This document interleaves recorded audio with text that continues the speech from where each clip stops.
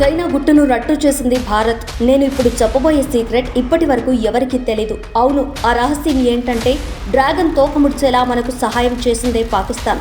అదేంటి, ఇది కలలో కూడా జరిగే పని కాదని మీరు భావిస్తున్నారు కదూ? కానీ ఇది జరిగింది నిజ జీవితంలో. అందరూ చూస్తుండగానే చైనాను నడి బజార్లో నిలబెట్టి పాకిస్తాన్ ఇజ్జత్ తీసేసింది. అది ఎలాగో ఇప్పుడు పూర్తిగా తెలుసుకుందాం.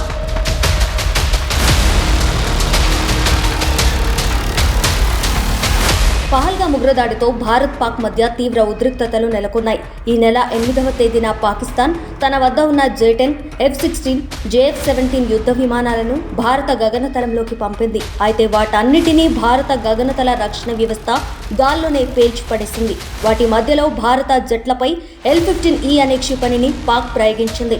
భారత్ దాన్ని కూడా కూల్చేసింది. అయితే ఇప్పుడు దాని శకలాలు దొరికాయి. అవును, భారత్లోని లక్ష్యాలపై దాడి చేయడానికి చైనా తయారు చేసిన PL-15Eని ప్రయోగించింది పాక్. ఈ దీర్ఘశ్రేణి క్షిపణి ఉపయోగించామని పాకిస్తాన్ వాయుసేన చివరకు అంగీకరించింది.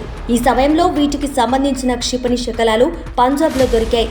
పైగా వాటిలో ఒక క్షిపణి ఏమాత్రం చెక్కు చెదరలేదన్నట్లుగా దొరికింది.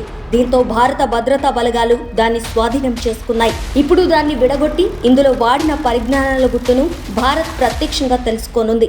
వాటి సాయంతోనే రఫేల్, సుఖోయ్ 30 MKI వంటి భారత యుద్ధ విమానాలను కూల్చినట్లు పాకిస్తాన్ ప్రచారం చేసుకుంది. అయితే అదంతా పచ్చి అబద్ధమని, ఫేక్ ప్రచారమని భారత్ కొట్టిపారేసింది. భారత్ పడగొట్టిన క్షిపణిని పాక్ రివర్స్లో చెప్పుకుందని అంటున్నారు.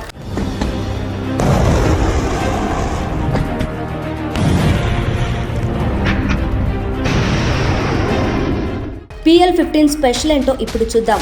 PL-15 అనే దీర్ఘశ్రేణి అస్త్రాన్ని చైనాలోని 607 ఇన్స్టిట్యూట్ అభివృద్ధి చేసింది. China aerospace science and industry corporation దీన్ని ఉత్పత్తి చేస్తుంది. ఇందులో 2 వేరియంట్లు ఉన్నాయి. అందులో ఒకదాని పేరు PL-15 కాగా మరొకటి PL-15E. ఇందులో PL-15Eని పాకిస్తాన్కు చైనా ఇచ్చింది. దీని రేంజ్ 145 కిలోమీటర్లు కాగా PL-15 పరిధి 200 నుంచి 300 కిలోమీటర్లు.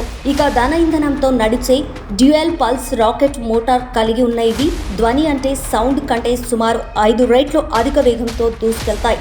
వీటిలో 20 నుంచి 25 కిలోల high explosive fragmentation war head ఉంది. ఇది భారత్లో ఉన్న అస్త్ర అమెరికాకు చెందిన AIM-120 అమ్రామ్కు పోటీదారని చెబుతున్నారు. అయితే ఎంతైనా చైనా మాల్ అని మరోసారి రుజువైంది. భారత్ ఎలాంటి రిస్క్ లేకుండా ఆ క్షిపణిని బూడిద చేసి పడేసింది. దీంతో మార్కెట్లో చైనా ఆయుధాలపై అందరికీ అనుమానాలు కలుగుతున్నాయి.